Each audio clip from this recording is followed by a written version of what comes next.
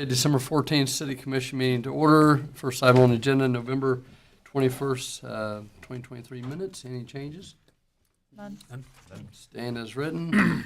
Next item on the agenda is citizen comments, and I believe, Hannah, you want to come up and talk to us? Please come up to the podium and tell us your name. And thank you for being here. Appreciate it. Yeah, thank you.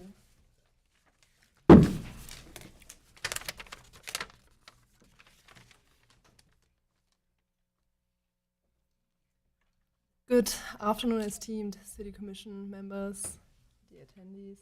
My name is Hannah Klettke and I'm from Germany. I'm 23 years old and I'm part of the CBYX program. CBYX stands for Congress Bundestag Youth Exchange, and that's an exchange between the US and Germany. So 75 Germans go to the US for 1 year and live here, and on the other hand, 75 Americans go to Germany for 1 year and experience the culture over there. And I'm here today for several reasons that are all linked to that program. So first of all, I want to shed light on the program's opportunities, because I guess some of you have children and others just know students who might be interested in that program. And just some requirements, first of all. So participants have to be between 18 and 24. So that's a great opportunity for students who have just finished high school, but also students who just got their bachelor's done or just a gap year in between. And this is an awesome opportunity just for personal growth as well, because what I've experienced so far is I've become more independent, I've gained awesome friendships. So this is, I would say, a once-in-a-lifetime opportunity, and this is also for everybody who might be interested in also politics and just getting to know about different cultures. Not different, but basic living costs are also covered. So yeah, you should bring a bit of money into that, but that's more for personal traveling, I would say, because tuition costs are covered, health insurance as well. And at the very beginning, all participants will also participate in or go to a language school to learn some German as well, because it is not required to know German. You will learn that at the beginning of the program and throughout that whole program. So it starts with language school. After that, you get to study for a few months in Germany, and after that, you will work for about 4 to 5 months in Germany. It's an internship. And after that, you can also do some traveling for 3 weeks or 4 weeks as well. And one of the essential parts of the program are actually the host families, because most of the participants got to live with a host family. And it's always very, very difficult for the organization to find host families. I mean, I've got the luck, I live with a host family, maybe some of you know them, Jolene and Ken Windholz. And so far it has been a great time for me, and they're a big part of that. So I just know that this is a crucial part of the program, and that's why I'm also here today to encourage you to think about maybe becoming a host family and just spread the word about that. Because as I said, it's super important, especially this year. Unfortunately, a lot of participants, they live in dorms. I mean, that's also a cool and different experience, but I think it's just different and just something else to also experience the American life with the host family. You got to live with your second family, and that's just a whole new experience. And just some basic information about that. So when you want to become a host family, you have to offer a room for the participant. They need to have their own room and provide 2 meals per day, but you will also get a compensation from the organization as well. And I just think that this is a win-win situation for everybody who's involved, for the participant and for the host family as well.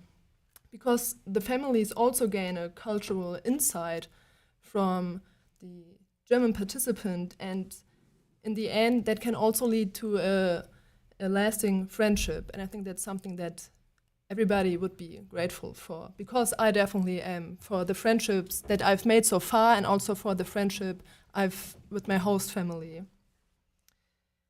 And last but not least, this is also a kind of thank you note to all of you, to the community, because during my time here in Hayes, I've been and still am involved also in a lot of activities. I've been teaching German, and I've been assisting the local German high school teacher here as well. And I've done some different kind of volunteering, and I've made some awesome friendships through that program. And I joined different community events like the Oktoberfest, so I got to experience I got to experience just how it is to live here in the United States. And I got to ask you, what was your first thoughts of Hayes when you first arrived? Good question. That is a small town, because Yep. it's different to where I live in Germany. I live nearby a big city, actually nearby 2 big cities, so it was very different to me, a huge difference actually. Sure.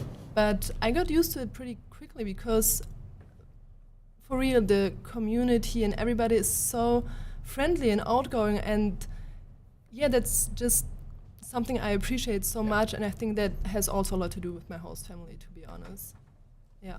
Thank you. Sorry to interrupt. No, you're good. And these experiences were just not about helping out in the community, but it also helps me to understand the community and the people here, and I got to connect with a bunch of different people as well, and I made some very unforgettable moments and memories here. And I just want to take that moment to thank you and just say thank you to the community here who has supported me along the way. And just your encouragement and kindness has been very important to me, and I appreciate that a lot. And just the friends I made, the traveling I've been doing, and just getting to know a bunch of different people here. And by the way, I'm gonna do an internship at the US Congress from January to February. Nice. That's a pretty cool, awesome That is cool. opportunity in DC.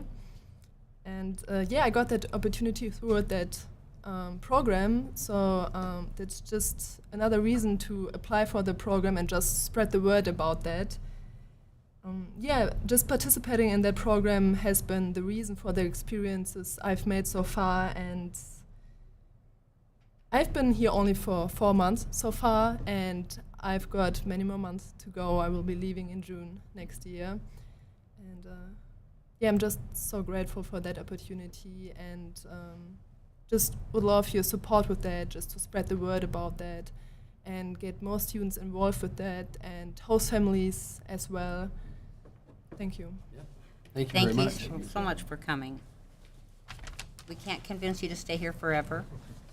Maybe. That's good. That's a plus. It always makes you feel good when you hear people from, different countries say how welcome they feel in Hayes, and to me, that's our community in a nutshell. So thank you, and thank you for telling us how everything's going, and an amazing family that you're staying with too. And I They think are that probably great. helps. They're so, great people. Yeah. Wir Thank wünschen dir frohe Weihnachten und ein gutes Neujahr. Oh, you smart aleck. I can't do that. All right. Anything else? That's You awesome. good? Are you Okay. going to translate for us? Yeah, you can translate? Merry Christmas and have a good Ah, very good. Very good. Good job. All right. All right. Next item on the agenda, Child Care Task Force of Ellis County update, Sarah Washington. Thank you for being here. Good afternoon, Commissioners. Sarah Wassinger, President at the Chamber in Hayes, Kansas, and also facilitator for the Child Care Task Force of Ellis County. We had the opportunity to give an update to the Ellis County Commission this month and wanted to be sure to share some of the work that's been done this past year with you as well. Just a friendly reminder of who is currently serving on our task force. We're grateful for several folks from Grow Hayes to participate as they're able, and as well as local school districts and several elected officials, whether they be local or state-based. Fort Hays State University and Hays Med have been pretty instrumental in those conversations. And then definitely some of our folks from our child care centers as well as in-home providers have been a part of that. And then we'd be remiss to not also mention our business community who has been very engaged, and then parents and some at-large community members. From the state level, we still have folks from the Kansas Department of Health and Environment who are attending on a regular basis, and then Child Care Aware of Kansas and Kansas Child Care Training Opportunities, known as CASITO. And then K-State Research and Extension kind of has been a back resource for us when we have questions from a research standpoint, and then also elected officials at the state level. And essentially, kind of always want to remind people why the Chamber got involved in this effort in the first place. And it's really because childcare impacts our local workforce. Back when we started this initiative back in 2021, our workforce situation was pretty dire. And at that point in time, it was noted that there would be over 150 individuals who would re-enter the workforce if they had access to quality and affordable childcare. So that is definitely why we kind of picked up the reins and started running with this. The other part of it, too, is looking at workforce development from the ground up. Obviously, the better professional development we offer our child care providers, the better trained quality child care providers we have in our community, the better experience our children are going to have from birth on up to learn from that young age, when they're so impressionable. A few of the things that we've done over this past year, we were very excited to host an actual in-person child care provider appreciation event. And one of the things that really just kind of warmed the hearts of the task force members who helped put this together was this was the first time that so many of these women and men had the opportunity to just be in the same room as one another and really be treated as professionals. When we started the task force early on, one of the big things we wanted to do was to elevate child care providers as professionals. So oftentimes people look at it as, oh, they're just babysitting. They're doing a lot more than that. They're taking care of the most precious things that we have in life and the community's children. So we had over 70 folks attend that event, and we look forward to having our next one June 20th of 2024. Some of the marketing efforts as well that we kind of started off with the first part of the year were really focused on just getting people engaged in the child care providing conversation, hoping that we might be able to entertain some folks who hadn't re-entered the workforce because of lack of child care to consider child care as a profession. As spots started to become available in our community, we started shifting some of those efforts into a marketing campaign to engage businesses to consider doing stipends for their employees that would help offset the cost of child care, or just maybe even doing things to support our local child care providers, like adopting a child care center or adopting an in-home child care provider business. And then our ongoing marketing efforts currently are moving into really connecting families to Child Care Aware of Kansas. They are our state's primary child care provider referral agency. And as numbers have become better in our community, we really want to make sure that all of our providers who have openings, that we're helping them fill those spots with families who are currently seeking care. And then child care provider appreciation for the holiday season. Obviously, that's a lot of hard work that these women and men do on a regular basis. So kind of keep them in mind as maybe you're doing some of your holiday shopping, and do find some ways to go out of your way to say thank you to them. And then just a friendly reminder, we did go ahead and work towards getting some funding to help us with that marketing campaign. And so that marketing campaign will actually finish in the end of April. One of the things that we also started this year based on a grant, and we want to say thank you so much to the Schmidt Foundation.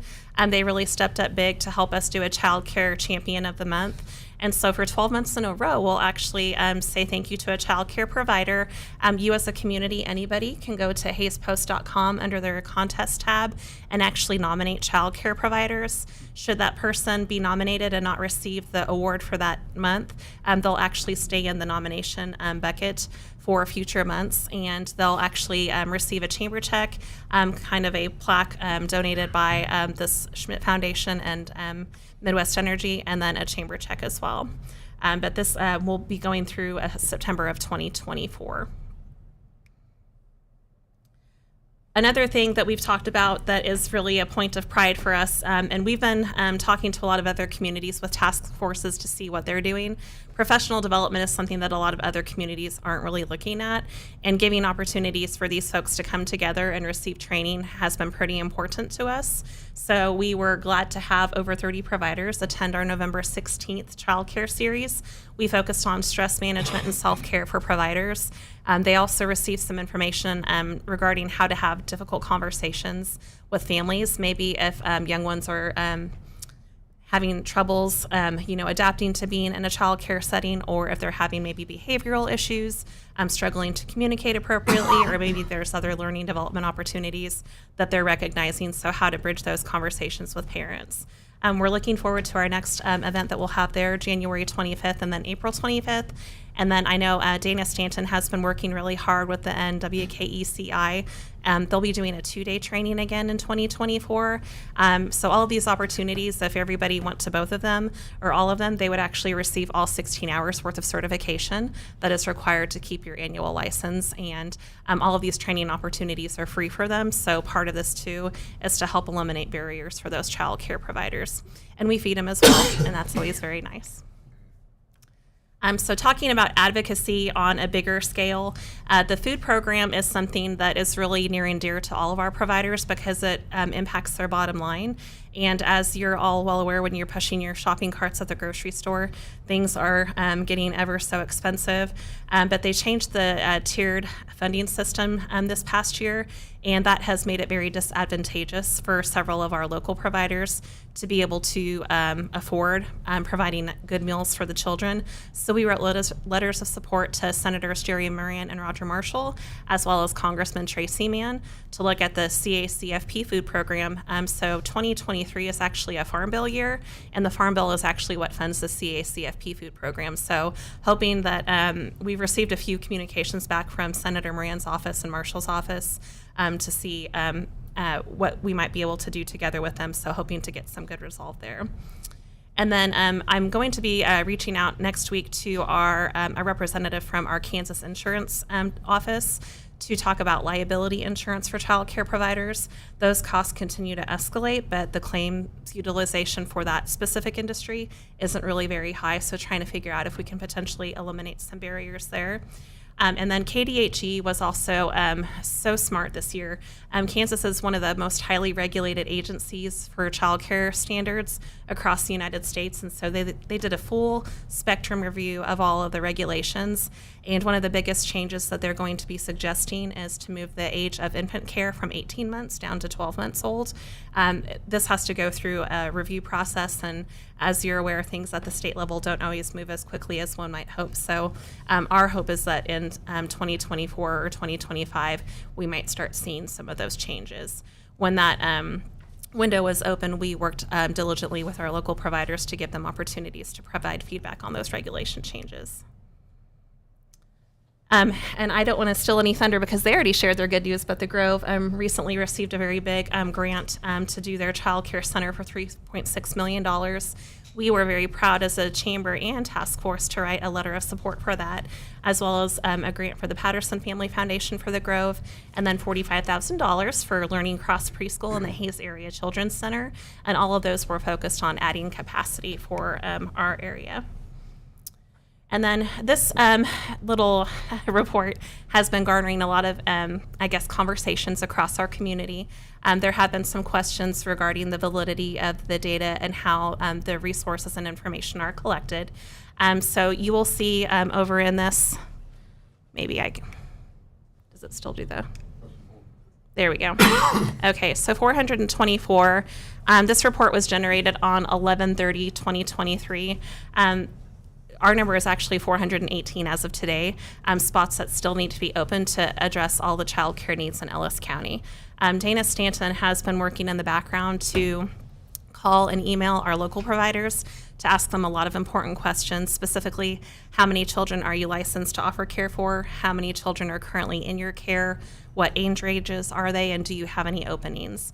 And our hope really is to make sure that the data that we have that we're looking at when figuring out how many spots we might still need to open as a county is accurate. The livelihoods of so many women and men are at stake when we talk about adding more capacity, and we don't want to make it too competitive too fast because we know that livelihoods are at stake.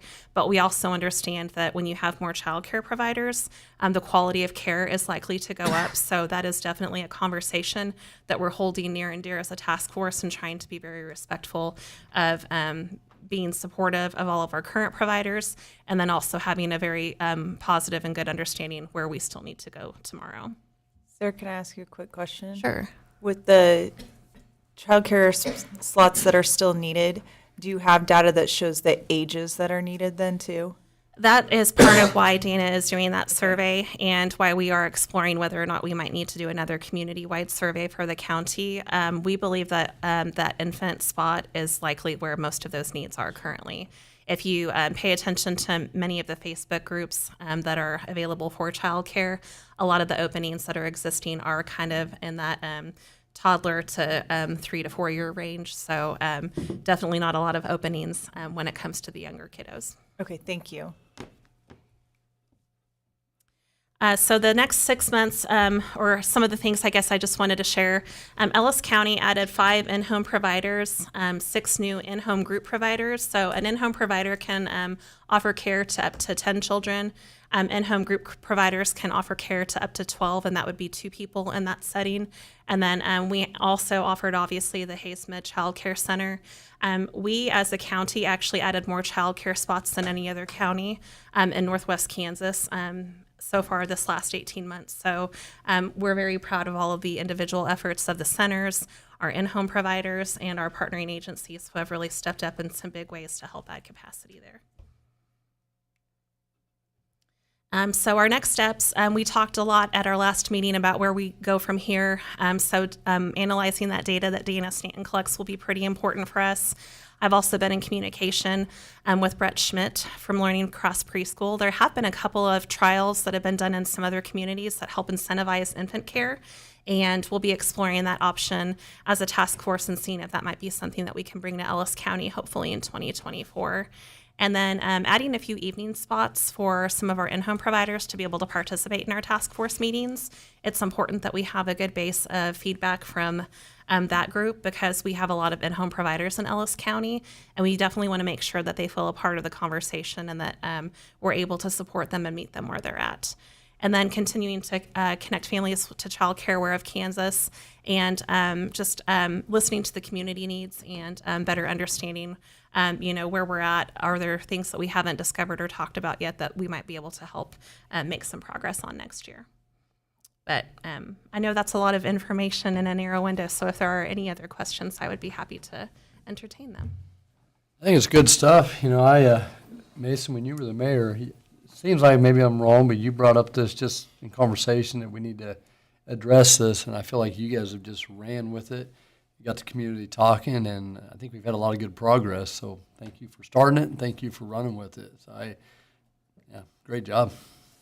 Yeah, I think community awareness has probably been the biggest thing that has come out of all of this, and I think that's so important. I was actually in another meeting today with Dana Stanton of the Economic Innovation Center, and one thing that she was talking about that is coming that I'm really excited about, a program for substitutes for in-home care providers, and I think that is a really big deal when you talk to in-home providers, their ability to get away.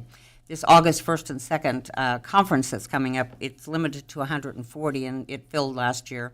And it came out yesterday for this year, and they've already got 60 slots filled. So it's important information, and I think the collaboration between you guys, between the in-home, between the centers, as well as the Economic Innovation Center, I think this is just going to continue to do great things. I think the greatest thing that you guys have done is not just say, hey, we have this need for spots, let's just throw up a few buildings and hope they fill. You've identified ways to connect almost every single part of the community in identifying the root causes of these problems. And you're like, okay, we have an immediate need, let's tackle these, and then let's continue to find ways to address the other parts of the problem of affordability and quality. If you haven't been able to go to one of their meetings, go, because it is just phenomenal the amount of things that you guys have accomplished in 2 years. And I think we heard that the last meeting is somebody, I think it might have been Dana, who said we're one of the only counties around where people are looking at our task force saying, you guys are doing something. Something you guys are doing is different than everyone else and it's working. And it's just been phenomenal. I know the last time I spoke with Lieutenant Governor Toland, he brought that up too. We are doing something special here, and it's the work you guys are doing. So keep it up. It's just amazing. I will share that gratitude with our task force members because they're the ones behind the scenes that are getting everything done. So thank you so much.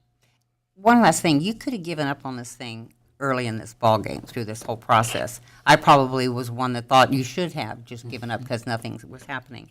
But I'm always ready to admit when I was wrong, and I'm certainly wrong about this because you really stuck to it. And there were times it would have been just as easy to walk away. So I wanted to add that piece. Thank you. Sarah, I don't want to put you on the spot, so if you don't know, get back to me. But I see on Facebook a lot you're always adding chamber members and stuff. Have you guys had it seems like you've had a good growth in that aspect. Can you give numbers on that, or are you at a place where you can? I can. I actually prepared just a few slides on that note based on that email communication. Thank you. So, Thank you. I did not know that. If you have just a few more minutes, I'll Yes, please. share that information with you. So grateful for the opportunity to give just kind of a quick update. Obviously, there have been a lot of name changes in our office. I'm kind of calling it the greenhouse for right now because outside of myself, I'm pretty much all of my staff are 7 months or less in their positions. But we're so blessed to have a very wonderful team of caring professionals who really have hearts of service, and they're very bright and capable for having good communications with our members. And I think that has been very powerful to helping do some recruiting for some of our businesses. Many of you will probably know Lee Purdy. She's our Vice President of Membership. She was formerly the Hilton Garden Inn and Convention Center General Manager. And then James Bell joined our team back in September. He is our Vice President of Marketing and Communications. And we were glad to add Isaiah Schindler to our team. He's our Executive Assistant, and he just started back in November. So that's kind of our team. So if you hear different voices around the office, that's probably why. So I'm going to add a little something to that while you're talking about they're great hires, but James Bell is particularly a great hire. He not only is jumping into his role with you, but he's getting very involved in the community very quickly. And it's really nice to see. He's already joined the symphony board. He's looking at other boards. And he doesn't come on just to sit. He comes on to get something done. So I think that was a great hire. We do encourage as an employer for our employees to talk the talk and walk the walk. So we try to encourage them to be a part of some civic organizations. So we're glad that they found ways to plug in where they can. Wanted to share just a little bit, since I've been here for 5 years, starting in July of 2024, this is just kind of an annual chamber membership snapshot. So back in 2019, we were at 497. In 2020, it was 494. And then 2021 was actually when we saw our biggest dip, and we dropped down to 469 members. And obviously, we're very aware of the economic climate that existed because of COVID and those waters. Then we did a pretty nice rebound in 2022, and we're at 504. And today I'm proud to stand in front of you and say that we have 540 chamber members. Some folks will say, well, what does that all look like? So we have about 400 individual chamber memberships, and then the City of Hays, Ellis County, Fort Hays State University, and Hays Med. Those organizations, because they're our largest employers, are treated just a little bit differently. We have courtesy memberships that are listed underneath of those general umbrella organizations to break out different departments. And the reason that we do that is we want to be a good conduit for folks who are looking for information if they're visiting our site instead of yours potentially first. But we are so excited to be back up to that number.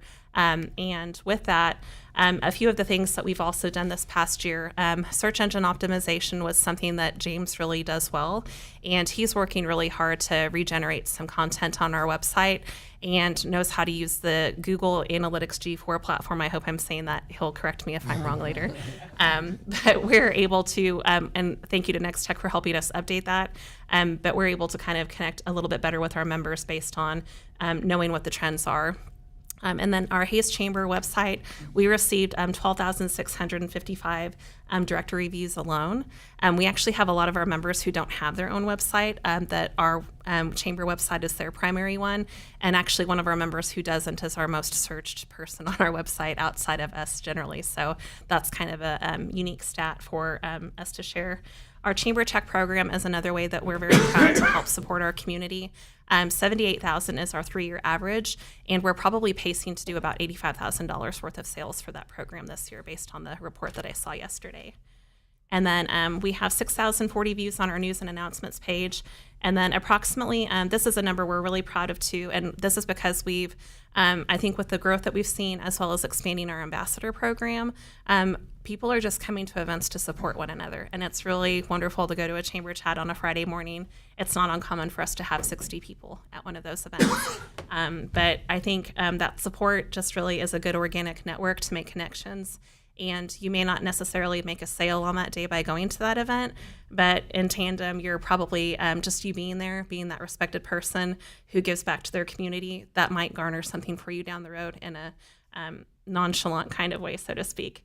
And then we've also messaged over 100,000 messages to our members with our monthly communications in our newsletter and then our Monday news blast. So just trying to keep people connected to the resources available as business owners and doing our best to offer events throughout the year. We did do a quick check today. I think we had something close to 250 events in 2023. So. And outside of that, I would just finish with a few advocacy efforts that have probably led to that too. Our legislative coffee series, Western Kansas delegation, is something we're proud to do with the city of Hayes and Ellis County. And then providing testimony for the R9 Ranch hearing that was in June. Obviously, Child Care Task Force is a big way that we're trying to help advocate for our community, and then giving our citizens the opportunity to learn about our elected officials at the election forum. We just found out yesterday we were approved to receive the Kansas Leadership Transformation Grant for 2024, which is a $40,000 gift to our community for us to do leadership training for folks in Wichita. So that'll be pretty fantastic for us. And then we're always grateful for the opportunity to do Leadership Hayes, which is where we train 20 individuals to better learn how they can become more impactful leaders in our community. And then you get to see me here, but I do my best to also try to attend the other meetings throughout the community to make sure that we're connecting information with people as much as we can. And then we're still proud to serve on our Imagine Ellis County Steering Committee and then be an e-community loan partner. And I won't go through them all there because I know your time is precious, but just an example of some of the letters of support that we've also written as a chamber throughout this past year.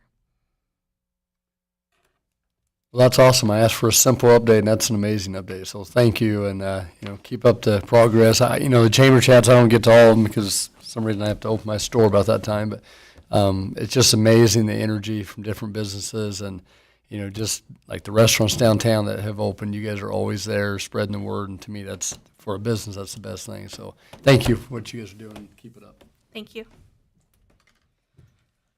All right.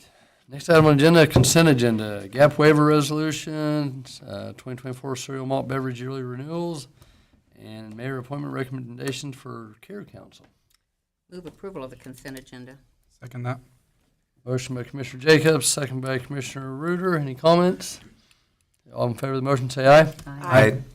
Passes 5-0. Next item on the agenda, Hayes Recreation Commission pool reimbursement request. Good evening, Commissioners. Jeff Boyle, Director of Parks. I'm here to talk to you about the pool reimbursement request. Just a little bit of background here. We do a contract with Hayes Recreation Commission to run both the aquatic park and Wilson Pool. There is a part of the contract does state that the city will provide a reimbursement to them depending on the amount of the loss. Stop loss for Hayes Rec is $26,000. So that is what we're here to talk about. We did have a joint meeting last week, as you're all aware. Typically from those joint meetings, we do have one action request item, and that is the pool reimbursement request. I did add a couple of slides. One of them does talk a little bit about the complex. There were some questions asked, so I want to make sure I get those covered today. But we'll move on here. We talked about the attendance at the aquatic park. Again, it was down a little bit. down to the tune of about 2,612 individuals. Wilson Pool is actually up 7 individuals for a total pool attendance loss of 2,605. So down a little bit compared to years past. We did talk about the summary here on exactly how many for each. As you can see there, 2022 we had 45,816 at the aquatic park compared to 43,204 this year. But hanging in there, it's always good to see the pool numbers go up and not down. We did have some days that the pool was closed. Had several that were closed early. So there's always various reasons why this occurs. But so here's a view of the revenue that's brought in versus the expenses, showing the total loss there of $59,319. We talked about the stop loss of $26,000. So if you take out the Hayes Rec stop loss, that shows the city owing $33,319.21. Again, pool financial history. We kind of talked about this. This first column shows the revenue, shows the expenses, total loss there for HRC. This column shows their stop loss. This here shows the city's portion of the loss for Hayes Rec. And we always had this column in here. This is the actual city budget that was spent at the pools. And then the far right column is the total loss to the city if you pay the $33,000 stop loss or loss. So a couple of slides here for some follow-ups from last week. The question was asked, Sean, I believe you asked maybe about or maybe Sandy, you asked about the season passes and the daily admissions. Here you can see, our daily admissions for 2023, we had 20,009 folks show up compared to 21,905 last year. With our added fee increase that we implemented, the revenue is almost $20,000 more. Now on the season passes, those were down as well, almost 100. However, with the additional fees that we implemented, the revenue is actually up. So that gives you a pretty good idea where we stand. Don't have real good reasons for why we're down. There's nothing that really stands out as a problem or anything. I just think it's certain trends and folks do. I think the splash pad might play a little bit into it. I hope that answers the questions that you may have. Jeff, you talked last week. You said you talked to the other kind of similar people around the state, and they're having about the same kind of losses, aren't they? Yeah. I mentioned Hutchinson last year. They opened the same year we opened, and they're down as far, or actually a little worse than we are, it sounds like. So I think this is just an unfortunate trend that we're dealing with. I think kids nowadays have a lot more things they can deal with, phones and iPads and other sporting events and those sort of things that they're doing. So I just think it's something we have to deal with and stay positive about. Hopefully that trend will turn the corner. Like I said, I'm sorry. Go ahead. Sorry. You pointed out last week, too, that some communities nearby that maybe used to attend the pool here now have their own. Yeah, when we first facilities. opened, it was almost daily. We'd have Dodge City buses up here, Sure. almost daily. And, they've got their own facility now. Garden City opened up a brand new facility. So, yeah, there's a lot playing in here. It's Sure. not just, you can't just point to one thing and say, that's the problem, let's work on it. It's just trying to work on all of the things we think that would help and just do the best we can. Well, like I said last week, with travel league sports, these kids have practice 3 or 4 nights a week, and coaches are telling them don't go to the pool, and I think we've made some great progress, and you have to be happy with. We need it. We need the pool. I think we need to take care of it, but I don't see it changing the admissions. I'd be shocked unless we want to spend millions of dollars, and I don't think we're in a place right now that we can do that to, keep up with the Joneses, I guess, if you want to say, so in my opinion. But we have a great pool, Yeah, it is wonderful and facility. they do a great job with it. So. The season pass thing is really interesting to me because you look at 2021, it was 1,523, went up to 1,642, which we could figure that piece out, down less than 10%. That I would have expected more of an impact. It just shows that we're still pricing a really good product. Yeah, I for this agree. community. I agree. Yeah, if we would have seen a significant drop across the board, especially in season passes, I would think that we might really want to evaluate what we're going to do in the future a little harder. But I think we're right where we need I to think be we're good. moving forward. A couple other things that we talked about. A question was asked about what kind of maintenance projects do you have going on at the pool next year? We do have a partial fence replacement on the northeast corner. It's a wrought iron fence, and that irrigation has done its number on it. We go in every year and touch things up with paint and primer, and just to the point now where we're rusted through on several locations. So we get some money budgeted for a partial fence replacement, and then chlorinators. All three chlorinators were put in back in, I believe it was 03 or 04. When we got rid of the gas chlorine, which was very dangerous. Wish we'd have never had that from the get-go, but we did put the chlorinators in. We were advised today that there's only 4 of these left in existence, and Hayes has 3 of them.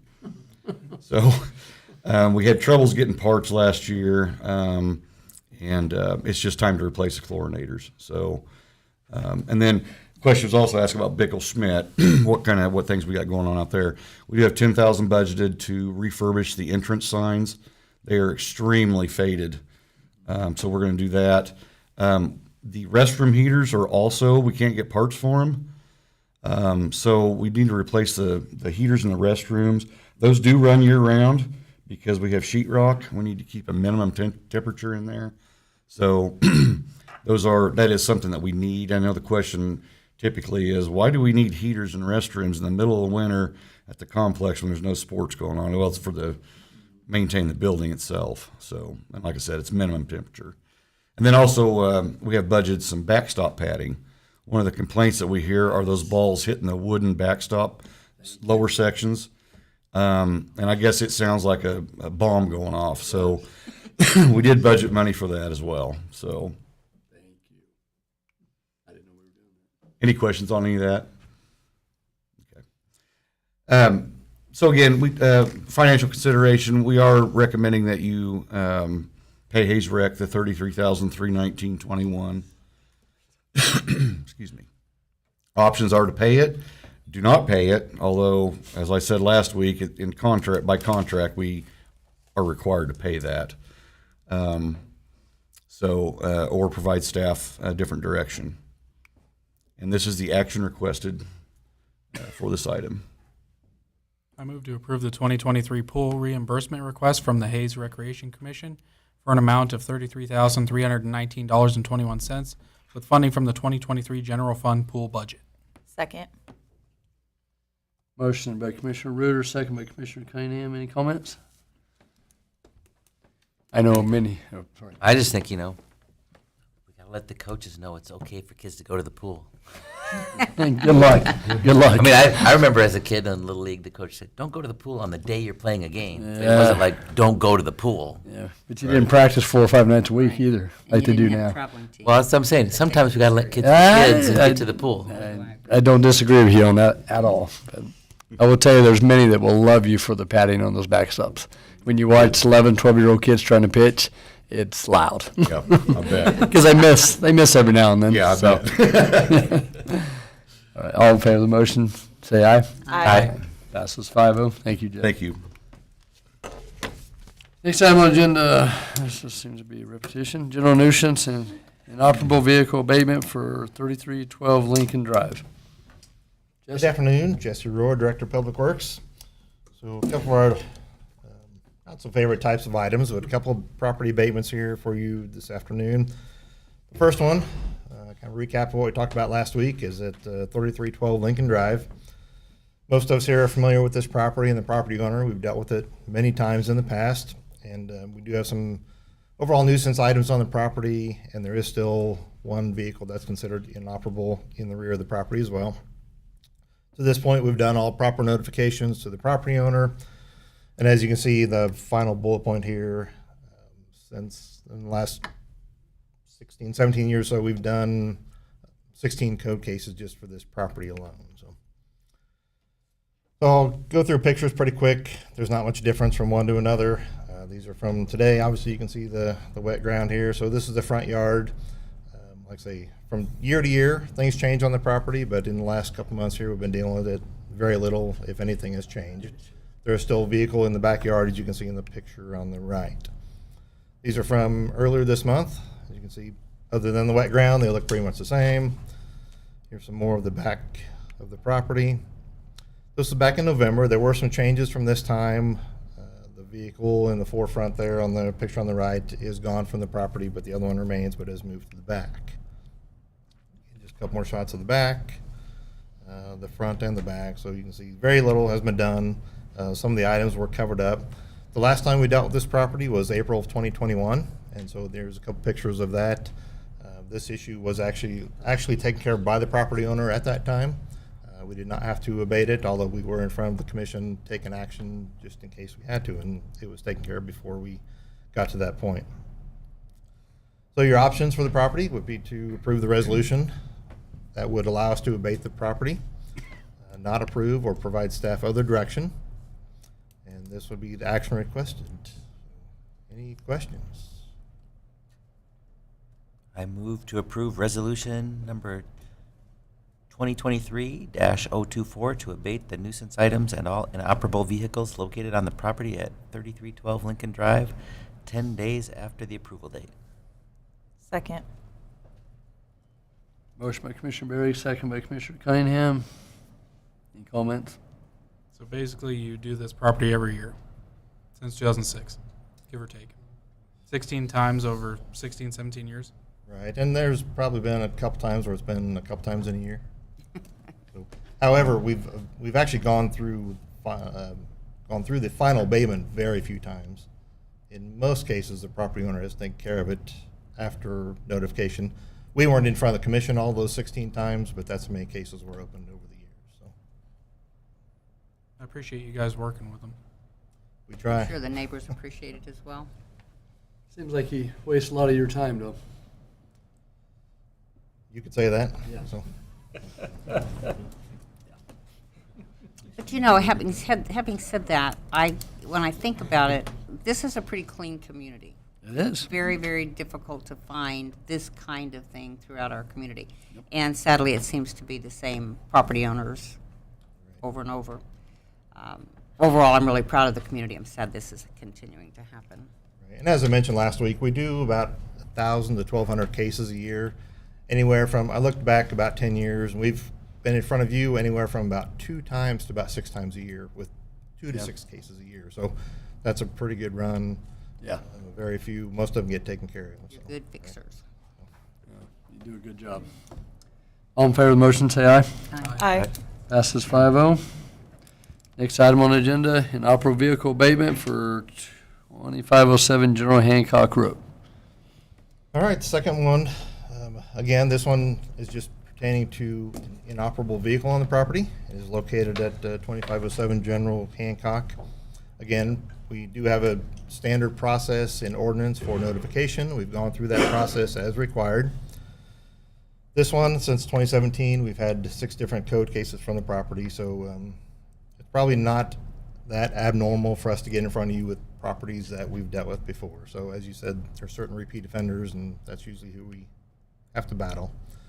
Here's a picture of the vehicle from earlier today. Again, nothing has changed. This was earlier this month, back in November. And so, again, we've sent no fewer than 3 letters to the property, 2 of them certified notices informing them, even of this particular meeting here, where action would be taken, and we've heard nothing from the property owners whatsoever. So again, with this one, the action we'll take is a little bit simpler because we're only primarily dealing with one item here, the vehicle itself. But if you approve the resolution, it would allow us the authority to have someone come in and remove the vehicle from the property. And this would be the action requested. I move to approve resolution number 2023-025 to abate the inoperable vehicle located on the property at 2507 General Hancock Road 10 days after the approval date. Second. Motion by Commissioner Cunningham, second by Commissioner Jacobs. Comments? All in favor of the motion, say aye. Aye. All right. Passes 5-0. Thank you. Thank you, Jesse. Next item on the agenda, ordinance to authorize the issuance of industrial revenue bonds, Grow Hazy. Grandpa Kim. Yeah, doesn't he look a little glow there, Mr. Grandpa? Thank you. Kim Rupp, Director of Finance. I was told that you were bedazzled by a bond attorney last week. We were bedazzled. Sorry. Oh, the glow you have is all right. Grow Hayes, a not-for-profit corporation, submitted an application for incentives, economic incentives for a speculative flexible manufacturing facility. The next step in connection with that incentive is the issuance of industrial revenue bonds, or IRBs. These animals are a little different. The purpose is generally an incentive granting vehicle. They're not a typical bond issuance. Its main purpose is for two statutory incentives. One is for property tax abatement. That does exclude the school district capital outlay. And then for sales tax exemption. They've already received the sales tax exemption, and that's for materials, furniture, fixtures, equipment. We did that at the front end of the project. It's kind of broad on eligible projects. It includes agricultural, commercial, hospital, industrial. There are some statutory, some things prohibited there, which include retail operations, poultry, and rabbit confinement and swine production. But it does also include new construction or remodel. No rabbits. Rather than deeding the property to the city, there will be a site lease in the project. Rental payments are equal to the bond payments. In the case of a buy-your-own bond scenario, which is the one that we have with Grow Hayes, it's typically just a book entry. If there is default in the case, the city actually is statutorily prohibited to pay any funds towards the bonds. And so if in default, the company really doesn't hold themselves. In a buy-your-own bond situation, the company doesn't really hold themselves in default. In another situation where they hadn't bought their own, the bonds would actually be terminated and the incentives would cease. This is kind of where we've been, where we're going. Grow Hayes is substantially completed on their microfactory, so the next step is to issue these IRBs. We wait until the end to issue the bonds because the abatement begins January 1 of the year following the year the bonds are issued. And this would be a 10-year tax abatement. So we're at number 5 with the bond ordinance tonight, and then after publication, the abatement is the following year. Little background: Grow Hayes got that sales tax exemption. It's a 10-year. The city back in September held the public hearing and approved the resolution of intent to issue the IRBs, and so now it's substantially complete. It was mentioned last week as I listened to the meeting that this is the most important slide of this presentation, and that's the fact that there is no impact to city debt limit, no impact to city debt rating, that the developer is solely responsible for payment, so there is no commitment on the behalf of a taxpayer or the taxpayers of the city to make these bond payments. Again, it's a book entry that the trustee makes when in a buy-your-own bond scenario as we have. Interesting to note also, this is a 10-year, and other incentives like TIF, that's 20-year, and CID is 22-year. So this is the shorter of the incentives.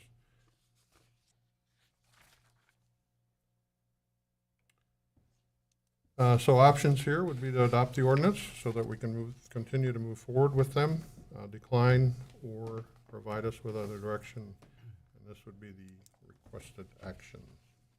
I move approval of ordinance number 4043 to authorize the issuance of industrial revenue bonds. Second. Motion by Commissioner Jacobs, second by Commissioner Barry.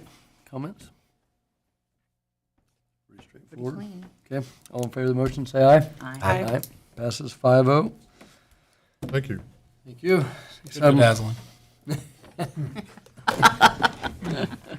Next on the agenda, 2023 boundary resolution. Just as bedazzling, Yes. Kim Rupp again, Director of Finance. Kansas statute requires cities to pass a resolution. I might mention this is a housekeeping item.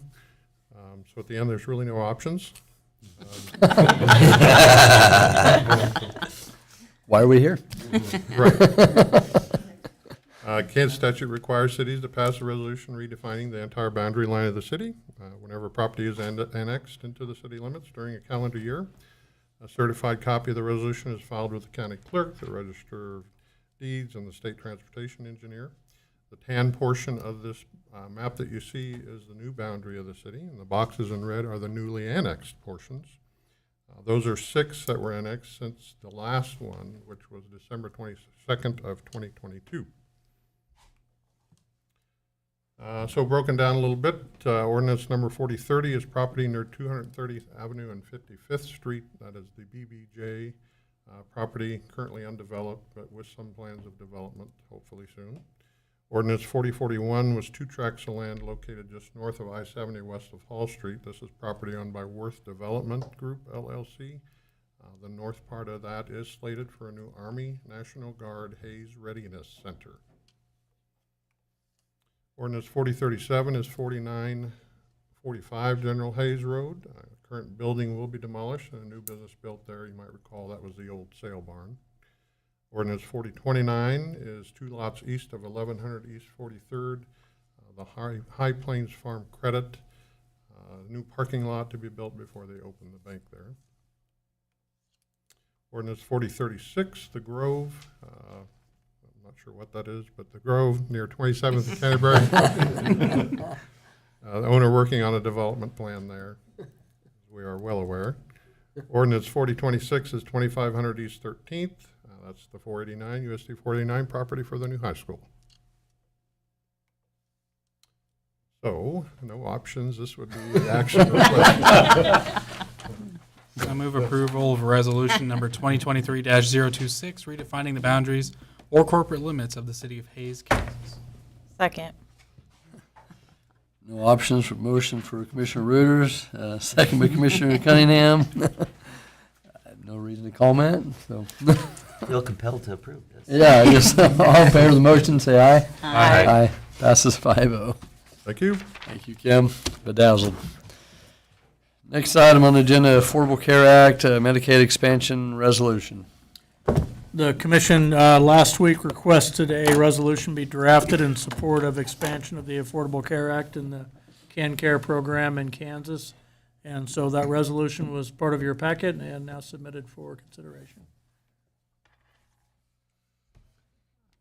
Well, I think it's an extremely important thing. It's been an issue since Kansas did not expand Medicaid in the CanCare program. Just for Hayes, where the hospital here is losing $5 million a year. There's 666 people that are not covered in Hayes, and that's a fairly large proportion of people. And there's jobs that we're not getting because we haven't had the expansion, and we know that we have a really great hospital, but even it is struggling some. And you think of the smaller hospitals around western Kansas that are could be closing down in months to years. So it's something that's a really important thing, and I felt that it's something that we should support, and which will let our state elected officials know that we think it's an important thing for the state, but also specifically for Hayes. I agree with you. I think that, and we just can't set hospitals aside. It's all medical facilities, others in this community that are impacted by it are, of course, First Care Clinic. I've been made aware that developmental services would be impacted. In my conversation with state legislators, the issue has been there's no work requirement in the Medicaid.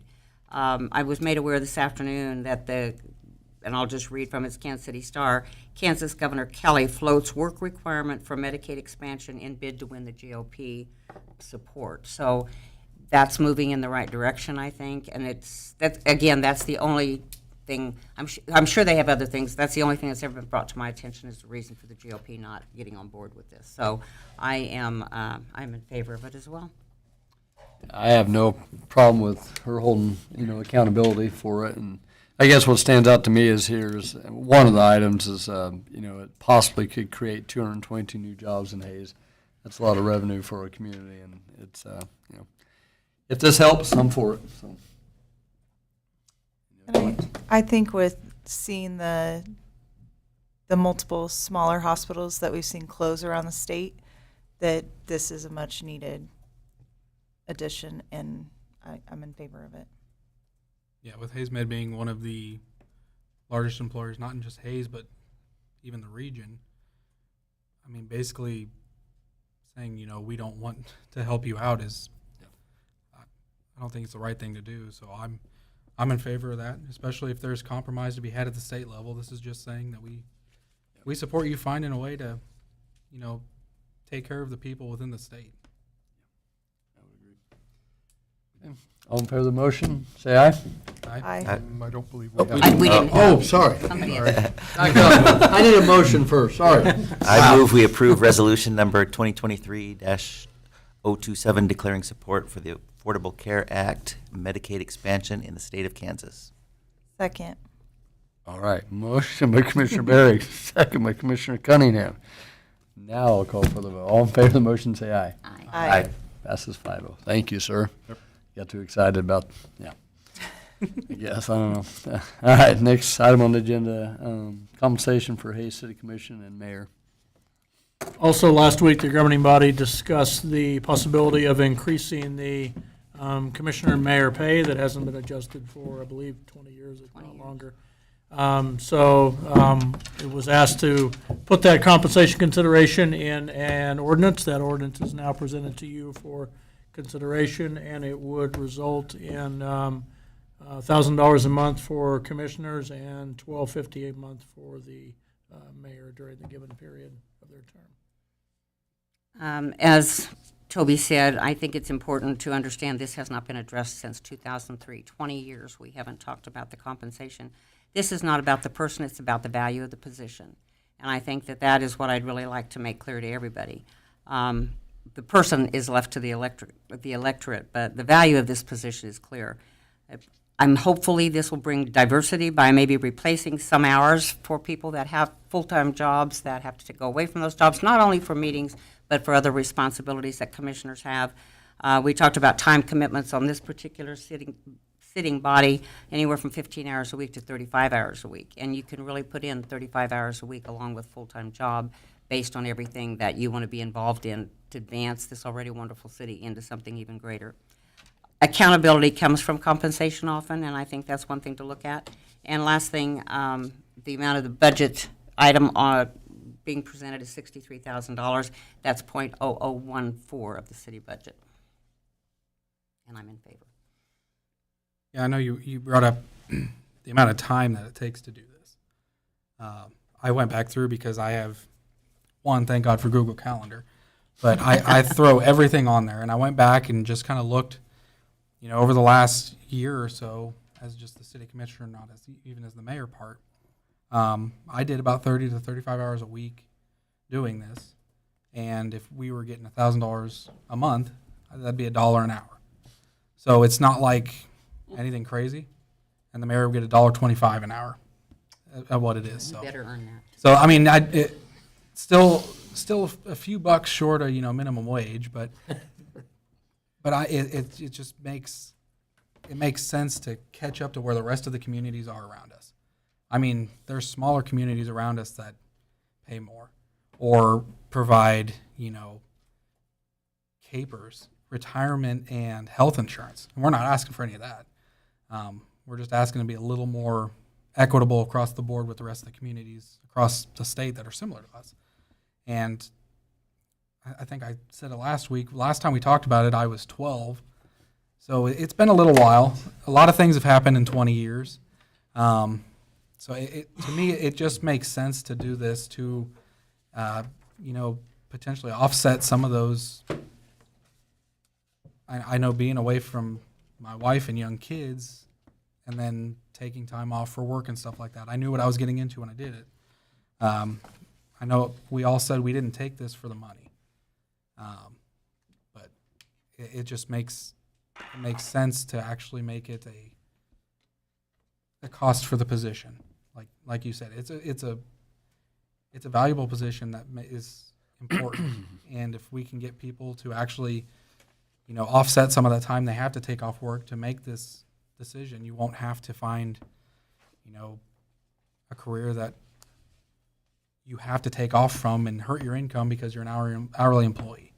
This can help offset some of that, so everybody has an opportunity to make a change in their community, not just people who have the free time.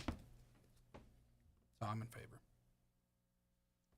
I'm going to move approval of ordinance number 4044, amending Code 2000, Section 2.04.040, regarding compensation of commissioners and repealing Section 2-20 of the Code of Ordinances of the City of Hays, Kansas. I didn't mean to stop the discussion. I just wanted to get the I'll second that. table. Yeah.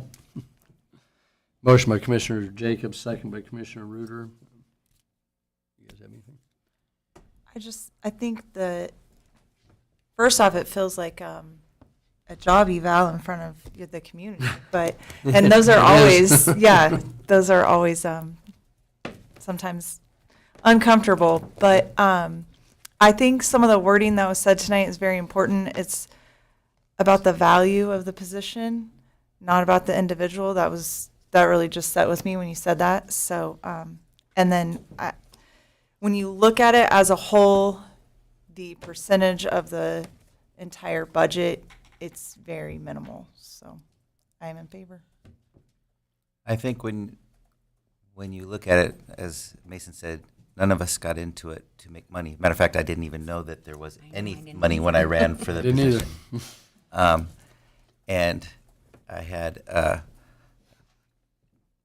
to go to Iowa, and I talked with a brother of one of my brothers, and he related a story of as a teacher when he was asked to go chaperone events. And they said, "We'll give you $20," and he said, "I'll do it for free, or I'll do it for what it's actually worth."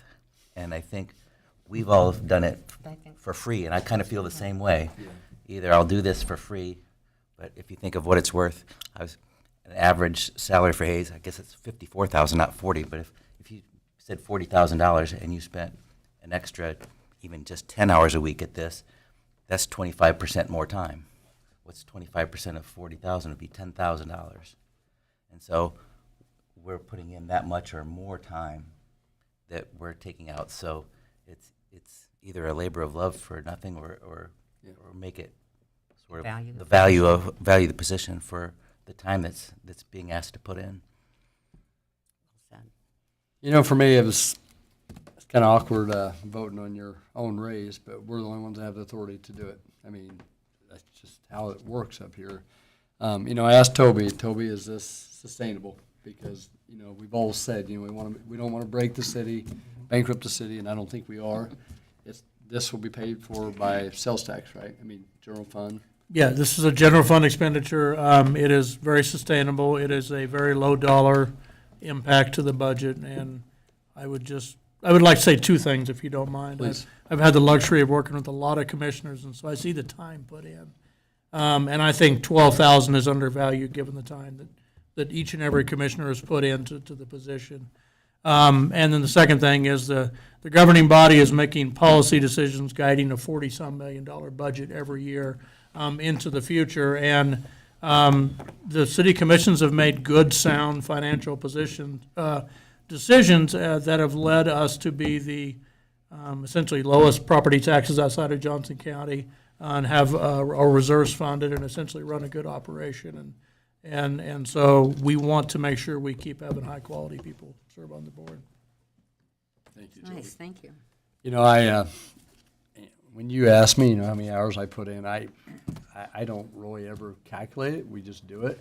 But I thought it was ironic today. I'm at my place of business, and a random person calls me, wouldn't tell me his name, and was questioning what we're doing tonight and stuff. And, you know, and basically he was saying, you know, we're accountable to the public. Absolutely we are. And, you know, and every 2 years when there's an election, if they don't want us here, they will vote us out.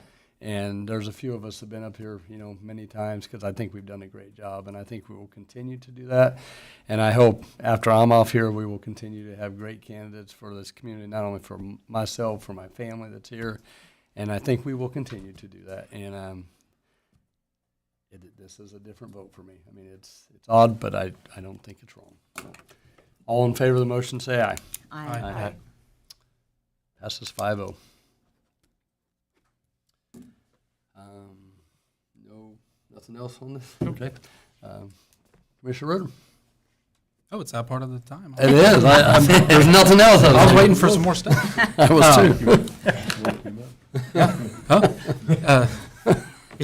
Yeah, this past weekend was exciting seeing that. You know, the Frost Fest was wonderful. It wasn't super cold like it was. I think it was last year. It was really, really cold. A lot of great turnout. There's a lot of people out there on a Sunday night, so that was a lot of fun. And we got some moisture this afternoon. Man, that was a nice rain. Beautiful. We'll keep it going. Other than that, I think Fort Hays has some commencement this weekend, which is super exciting. Another graduating class. So congratulations, guys, on getting through another class. And Tigers just keep rolling out the wins. That's always fun. And that's really all I got.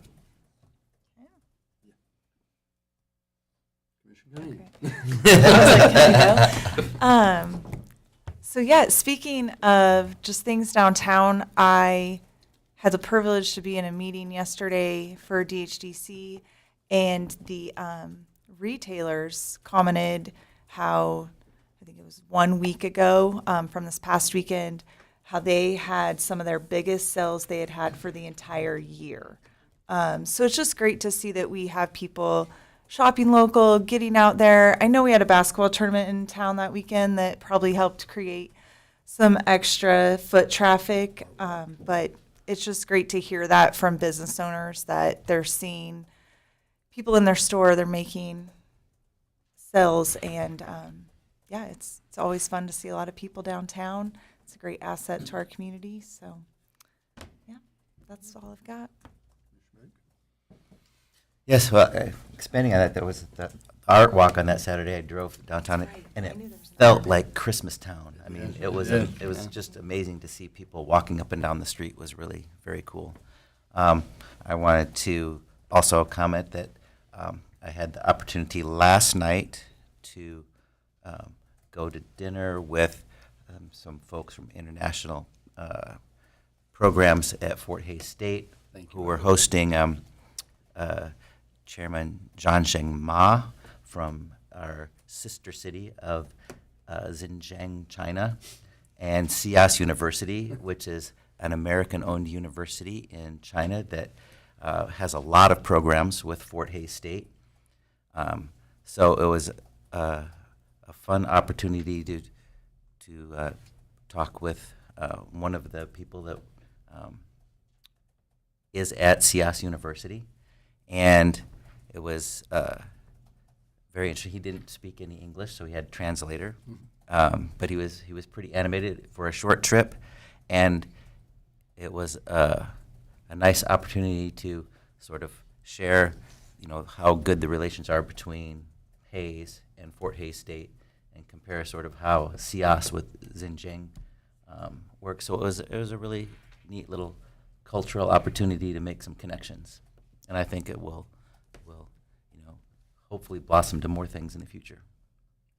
Thank you for filling in, by the way. I was going to say the same thing, and if I had to say all those names he said tonight, if I had gone, I wouldn't have been able to do it. So What do you tried? I just want to do what I do often. I want to thank this sitting body of commissioners for making tough decisions. We've had to do that on my 6 years 4 or 5 times, and it's always done with information. with wanting to do the right thing and coming from a good place, and I'm proud of all of us, so thank you all very much. Yeah, Lane, I just want to comment on you and what you were saying about downtown. Last Saturday is, yeah, it was amazing. Just, I think the weather was beautiful. People were shopping, and I will tell people there's like 2 weeks left, and please give grace to the people working in the restaurants and retail, because we're all kind of dragging a little bit right now. But we appreciative. It could be, the opposite, but it's what our downtown bring, and just our community itself brings, is just unbelievable. And it's been a good Christmas season. We got, I guess, 10 days left or whatever it is. So, and we may not have a meeting until the first year, possibly. Maybe. Right. Right now, we can safely say that the work session next week is canceled due to lack of items. Only had a couple minor items we can move to January. We're keeping the 28th regular meeting open just in case something pops up in an emergency, but it's likely going to be canceled as well. So enjoy the time off. That's a Christmas gift. I just want to wish everybody a Merry Christmas, and if I don't see you guys all, if you travel safe, and we're adjourned. Oh, yeah, thank you. Yeah, you can't leave. Yeah.